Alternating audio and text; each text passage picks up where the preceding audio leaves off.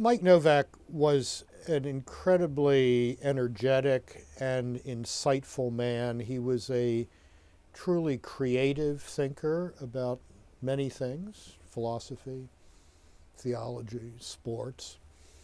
I've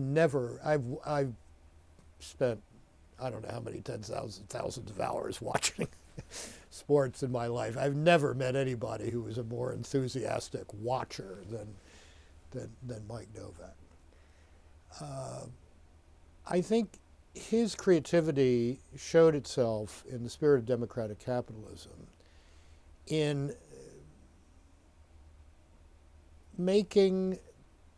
helping people understand that markets are more than mechanisms, that markets involve human beings. There is a cultural prerequisite, moral and cultural prerequisites to making markets work, and that business can be a truly Christian vocation. In that sense, he was not a libertarian. He was not an economic functionalist. He understood that it took a certain kind of people living certain virtues to make markets work so that the flourishing of the human person, the common good, social solidarity were all served.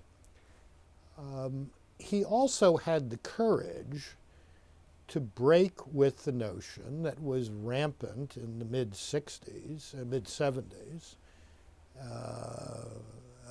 when the Spirit of Democratic Capitalism was being gestated, that only socialism, a state-centered economy, could satisfy the Christian understanding of what a proper economic order was. That had almost become gospel in mainline Protestantism and in many Catholic circles. And it took courage to challenge that. It took courage to challenge that. Mike was a prophet ahead of his time, took the usual hits that prophets take. I think the impact of that book globally, it was perhaps most felt in Poland during the martial law period of the 1980s and after that. So there had been this rise of the Solidarity movement, which was both a trade union and a political reform movement, and then comes down the hammer of martial law, and everybody's looking for a path forward.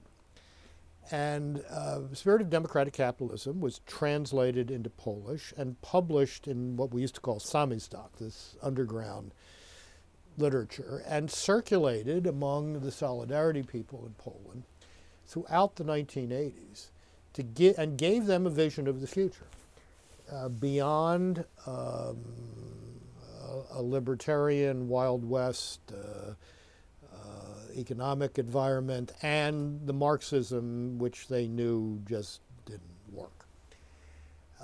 And Mike became a real hero in Poland because of that, and I think deeply influenced the transition that Poland made in the early 1990s, which has made it a quite successful post-communist economy.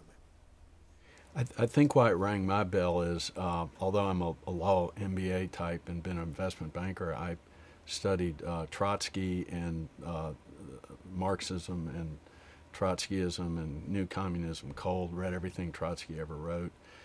And I was looking for a comprehensive worldview that I believed in. Yeah. And that seemed to capture, and when I interviewed Michael, he said I was trying to write my Marxist friends about what was different about us, and right. That's just an aside note.